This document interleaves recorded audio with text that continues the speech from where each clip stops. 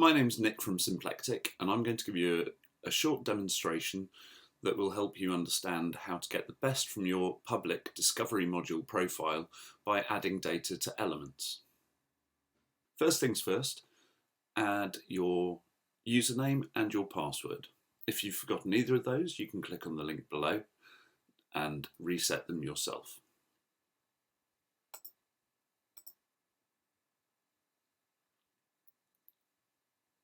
For the purpose of this demonstration, we're going to impersonate LiDAR. There are a number of ways of getting to your profile and also getting to your public profile. This button will take you to your discovery module profile, but for the time being we're going to stick with Edit My Profile and make some changes to the profile in Elements. On this screen we're in edit mode. You can also click to view the profile, which gives you a read-only view, but for the purposes of this today, we're looking at editing. The first thing to do when you reach this page is make sure you upload a photo. This is a really simple process. You click the link, you select a photo, and you can then crop that picture and save. This is really important for the profile. It means that somebody is much more likely to trust the information that's on the discovery module and then click on the link to view more information about you.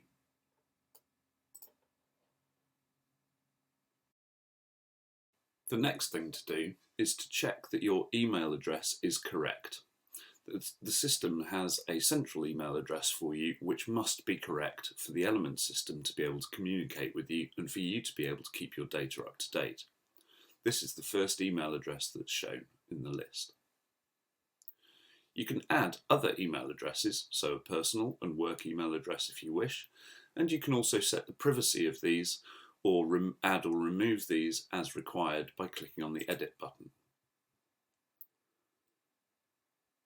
For example, if LiDAR wanted to make this a private email address and not show it on the discovery module, you can select private and click save.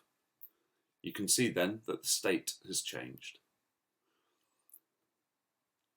The profile works consistently in this way all the way down the screen.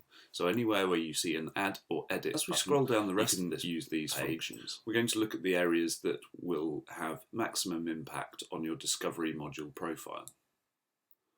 First of all, add an overview, a short statement about yourself. Next, you can add in research interests. This should be focused a little bit more on the funding that you are currently getting or are interested in getting in the future. Next one down, we can also see that we've got some labels here.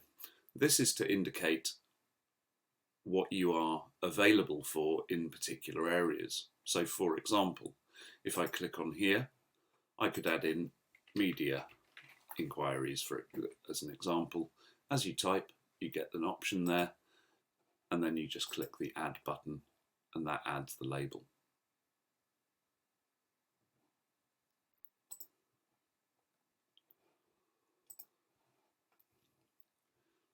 The next section down powers part of the search functionality on the discovery module, and this is the fields of research. These have been pre-populated for you in most cases, and to switch or to take any of the tags off if you feel that they are not directly relevant to you, you simply click in and click any of the X's. Just leave behind the ones that most accurately represent you and your research. Scrolling down a little bit further, you should be looking specifically at academic appointments and making sure that you have at least a single academic appointment listed. This is then reused quite heavily on the discovery module, and the collaboration network makes particular use of this information. So please ensure that there is at least one academic appointment. As you carry on down, you can fill in as much information as you wish to.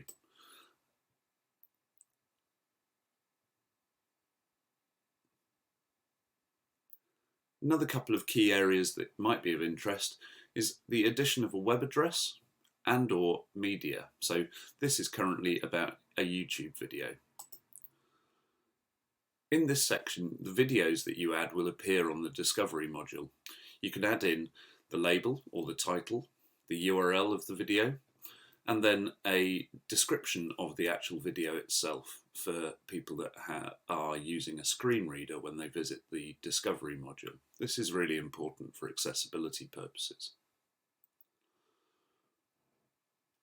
Once you're done with this section, from this page, back up at the top, you can click on View Your Public Profile. This will take you off to the Discovery module. Here we see all of the information that's been added. On the left-hand side, you can also see that the email address that we hid has also disappeared from view. I mentioned also the collaboration network.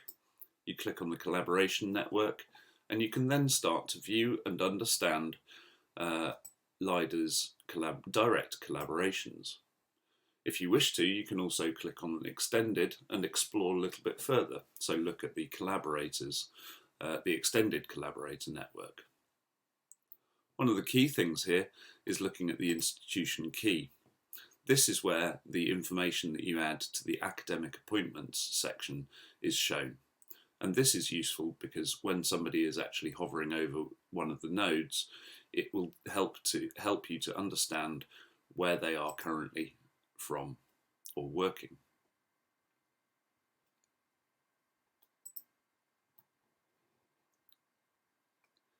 Going back to elements, there are two further things that we want to look at. I'm going to go back to the home page for the time being.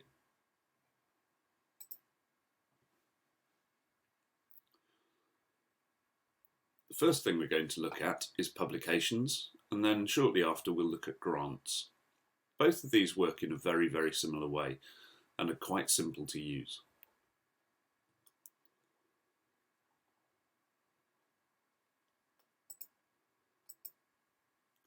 When you reach this page, you will either be looking at claimed publications or pending publications, depending on which link you click on. Looking at your pending list, elements may well give you a number of questions. In the section called Do These Identify You, you may see Dimensions researcher IDs, you may see email addresses, you may see Orchid IDs. These will all be used in the background to claim publications on your behalf, and you have the options of yes, this is me, no, this is not me, or just ignore if you prefer.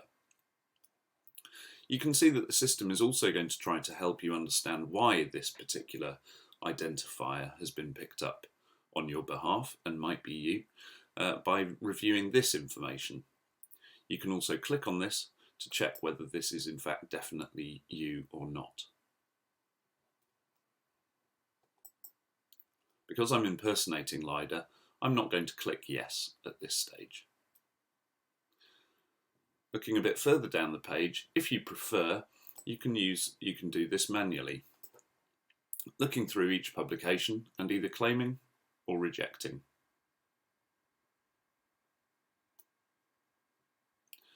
Once you finish claiming your publications or rejecting them, you can go to the claimed list.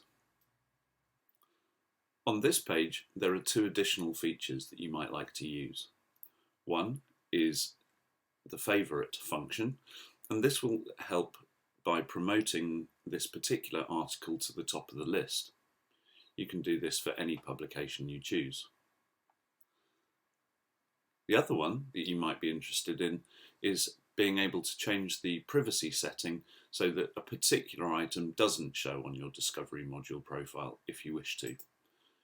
It's as simple as click on the globe icon and then select private. Now we'll take a very quick look at grants, which we can get to from here.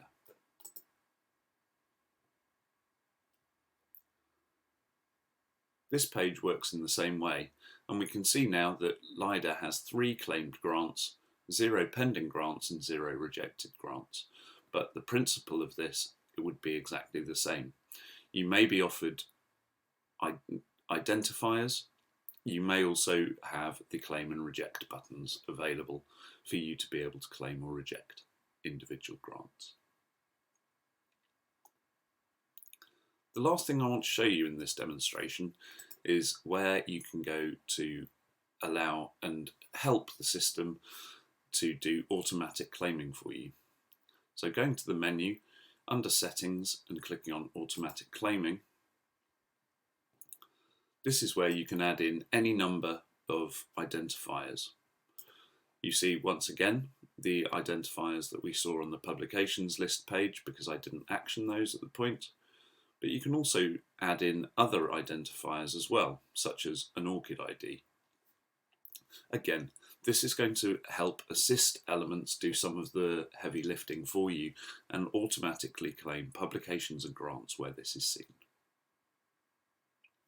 Don't forget, you can also add in any email addresses that you may use in your publishing identity as well. Once this is done, you will probably want to be able to just check your Discovery module profile. Again, you can do this in a number of ways. One option is to go up to the menu, go across to Reporting and go to the Discovery module. You can also get to the Discovery module, as we said at the beginning, from the home page as well if you wish to. Check that the information on here is all correct and displaying as you wish. Then don't forget to check your publications and your grants.